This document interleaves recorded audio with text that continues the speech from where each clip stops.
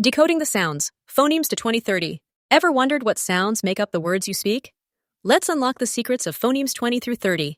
Get ready to dive into the fascinating world of speech sounds. We're focusing on a specific set of sounds today.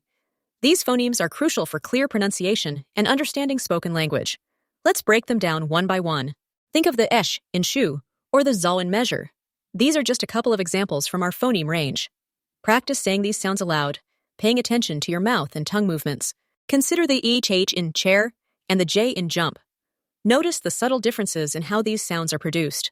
Mastering these distinctions will improve your pronunciation skills. Understanding phonemes is essential for reading, spelling, and overall language development. For teachers, it's a key to effective literacy instruction. For students, it unlocks the code of language. Ready to put your knowledge to the test? Find online quizzes and pronunciation guides to reinforce your learning. Consistent practice is key to mastering these sounds.